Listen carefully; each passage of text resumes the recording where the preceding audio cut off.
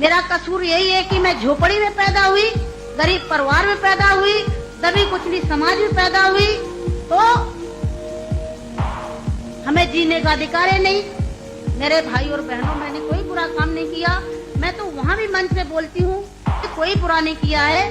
फूलन देवी का नाम भारतीय इतिहास में साहस, संघर्ष और न्याय की देवी के रूप में जाना जाता है। वे एक ऐसी महिला थी जिन्होंने समाज में व्याप्त अन्याय और अत्याचार के खिलाफ अपनी आवाज बुलंद की और अपने जीवन को एक मिसाल बना दिया।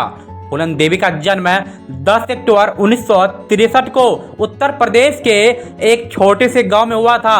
उनका परिवार बहुत गरीब था और समाज में उन्हें निचली जाति के कारण अत्याचार सहना पड़ा।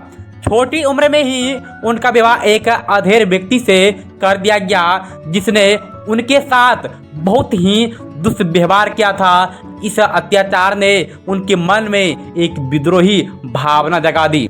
बाल विवाह और घरेलू हिंसा के कारण फूलन देवी को समाज में बहुत कष्ट झेलना पड़ा। वे वापस अपने मायके आई, लेकिन वहां भी उन्हें तिरस्कार और प्रताड़ना झेलनी पड़ी। समाज के इस दोहरे व्यवहार ने उन्होंने यह महसूस कराया कि इस अन्याय के खिलाफ उन्हें खुद लड़ना होगा।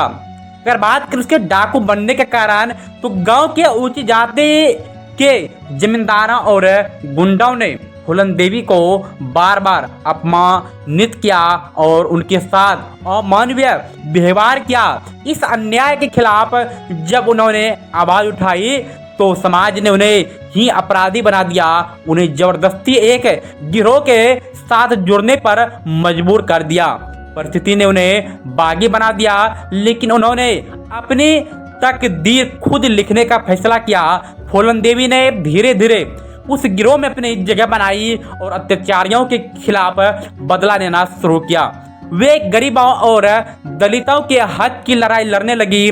बेमई अगर बात करें बेमई कांड और उनकी बदले की आग की किस प्रकार से उसने बदला लिया था, उसकी अगर बात करें तो 1981 में उत्तर प्रदेश के बेमई गांव में एक घटना हुई जिसने फूलन देवी को हमेशा के लिए इतिहास में दर्ज कर दिया। इस गांव में उन्हें ऊंची जाति के ठाकुरों ने बंधक बनाकर महीनों तक शारीरिक और मानसिक यातनाएं दी। जब फूलन देवी इस दर्दनाक स्थिति से बाहर निकली तो उन्होंने अपने आप का बदला लेने की ठानी। मई में उन्होंने उन अत्याचारियों को सजा दी जिन्होंने उनके साथ अन्याय किया था। इस घटना के बाद फूलन देवी को बेटिड क्वीन के नाम से भी जाने लगा। 1983 में उत्तर प्रदेश सरकार के साथ बातचीत के बाद फूलन देवी ने आत्मसमर्पण कर दिया। उनके आत्मसमर्पण की शर्तें अनोखी थी। उन्होंने मांग की थी कि उन्हें फांसी न दी जाए और उन्हें गिरोह के अन्य सदस्यों को भी उचित न्याय मिले।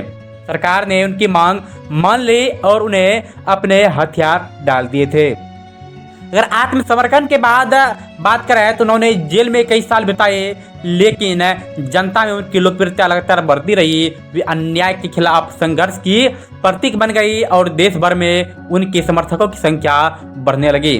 1994 में जब मुलायम सिंह यादव की सरकार बनी तब फूलन देवी को जेल से रिहा किया गया। उन्हें राजनीतिक में प्रवेश करने का मौका मिला और 1996 में समाजवादी पार्टी के टिकट पर चुनाव लड़ा। जनता ने उन्हें भारी बहुमत से विजय बनाया और वे संसद सदस्य बन गया। फूलन देवी ने राजनीतिक में आने के बाद समाज के कमजोर वर्गों की स्थिति सुधारने का काम किया। उन्होंने महिलाओं और दलितों के हक की लड़ाई लड़ी। उनकी छवि एक सख्त महिला नेता के रूप में उभरी और अन्याय के खिलाफ वह हमेशा लड़ती रही।